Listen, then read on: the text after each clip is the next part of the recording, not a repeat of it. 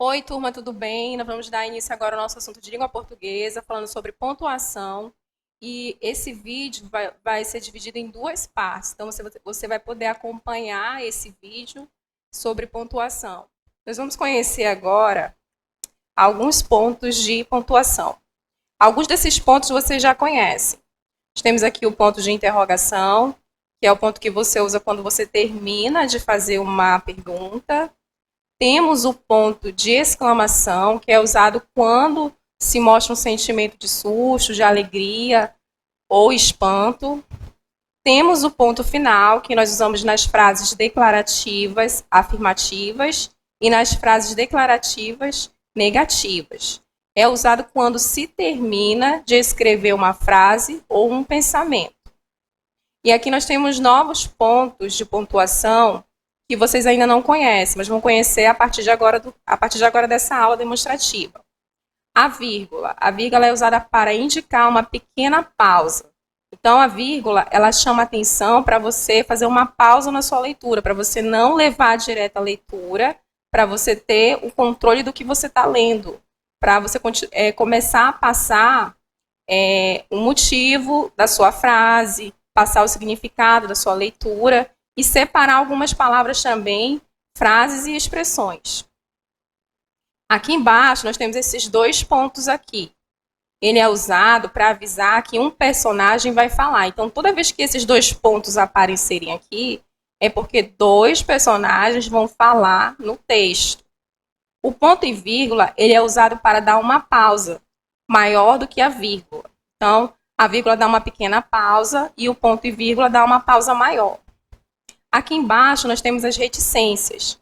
A reticência, normalmente, ela é usada quando não se termina de escrever uma frase, ou quando deixa alguma frase subjetiva, alguma ideia que você ficou hesitante em falar. Então, a frase do leitor fica no pensamento final. Temos aqui o travessão. Travessão, você já deve ter visto em várias partes de texto que a gente já fez em sala de aula. Ele é usado para indicar um diálogo. Sempre que um personagem aparece no texto, o travessão está aqui para indicar esse diálogo. Temos aqui os parênteses. Os parênteses eles são usados para separar palavras ou expressar na frase ou chamar a atenção. A gente vai estar vendo os parênteses nos exemplos a seguir, tá? E vocês vão ter uma ideia melhor de como é usada a pontuação no texto. E temos aqui as aspas, que são usadas para indicar citações ou para chamar a atenção sobre uma palavra ou expressão. Vamos aqui fazer uma pequena análise no texto seguinte.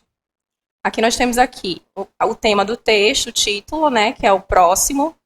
Aí vocês vão fazer uma análise e vão observar os pontos, a pontuação dentro desse texto aqui. Por exemplo, o homem chama-se João. Nunca tinha ido ao posto de saúde. Ponto seguido. Um dia, perceba que eu dei uma pequena pausa aqui antes de começar a leitura. Então, a gente usa a vírgula. O começou a sentir dores nas costas, na barriga, na cabeça.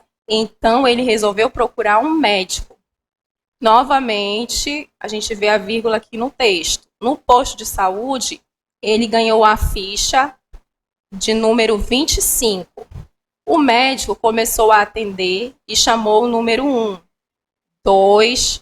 Aí, ó, mais uma vez aparece aqui as reticências, ó, porque ela está omitindo o próximo número, 2. Qual seria o próximo número que viria depois de 2? 3, 4. Então, ela foi direto para a mensagem do texto. Quando o médico acabou de atender o número 23, a enfermeira chamou o número 24, mas ele não estava. Então, a enfermeira chamou. Perceba que quando essa parte aqui, depois da vírgula, a enfermeira chamou, nós temos aqui dois pontos seguidos, que indica que um personagem agora vai falar. O próximo, aí aqui você observa que tem um travessão, que foi a parte que a enfermeira falou. O próximo, João ficou quieto. A enfermeira chamou de novo. Então, olha só, quando o personagem fala, dois pontos seguidos, aí vai aparecer o quê? A enfermeira falou, o próximo. Mas João continuava quieto. A enfermeira, então, perguntou ao João, o próximo não é o senhor? Olha só, o diálogo do personagem na fala e o travessão na frente. Então, toda vez que o personagem do texto for falar, o travessão vai estar aqui na frente. E como é uma pergunta, ela colocou aqui, no final da frase, o ponto de interrogação. Não, senhora, respondeu. Ponto seguido. Meu nome é João. Não é próximo. Então, analisando aqui esse texto, a gente vê aqui a pontuação. As aspas não tem, mas a gente tem reticência, nós temos um ponto final, temos 2 pontos seguidos e temos o travessão dentro desse texto aqui.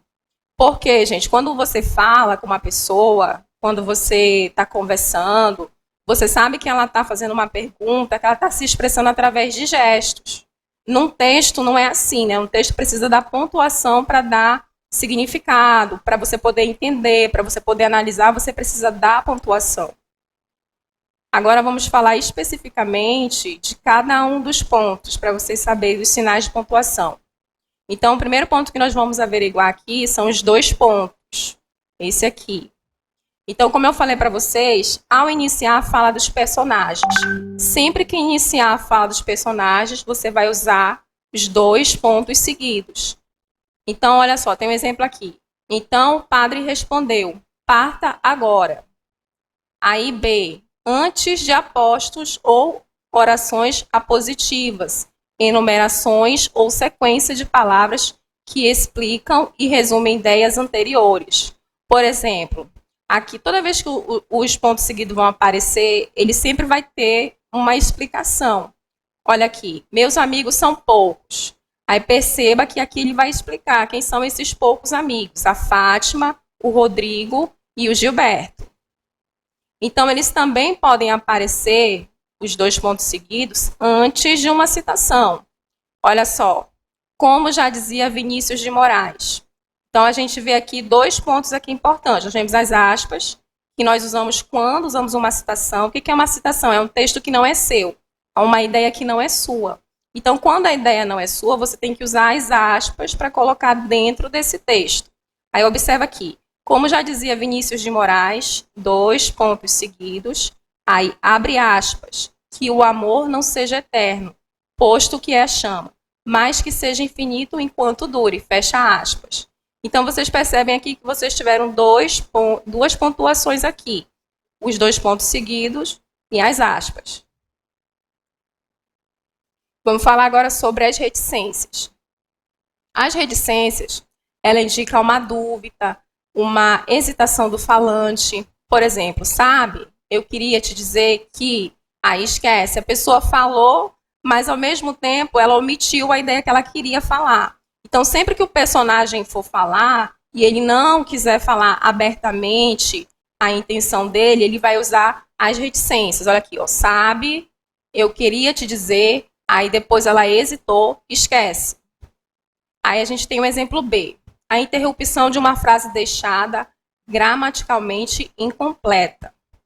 Aí olha só, nós temos aqui a fala de um personagem, aí aparece aqui o travessão. Alô, João está? Aí presta bem atenção. Aqui ela fez uma pergunta, se o João estava, porque como ela está falando no texto, percebe aqui que aqui já entrou o travessão, porque está iniciando a fala de um personagem. Agora não se encontra. Quem sabe se ele ligar mais tarde? Então, ela não concluiu o que ela falou. Quem sabe se ele ligar mais tarde? Aí, reticências.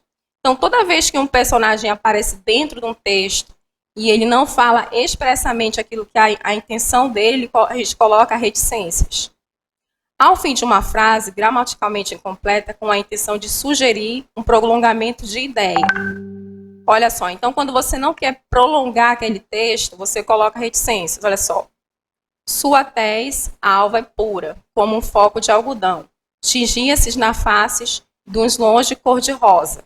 Aí aqui ela terminou. Terminou, abriu aspas aqui em sua e fechou aspas em rosa e colocou reticências. E aqui ela colocou a parte em que ela tirou o texto, que foi da Cecília José de Alencar. Então, toda vez que você for pôr não quer terminar o texto, você coloca reticências. Quer dizer que existe ainda algo mais no seu texto. D. Indicar uma supressão de palavra. Por exemplo, quando pensa em você, ela sempre vem assim, acompanhada de palavras ligadas à emoção. Quando pensa em você, menos a felicidade. Então, também é usada aqui a reticências.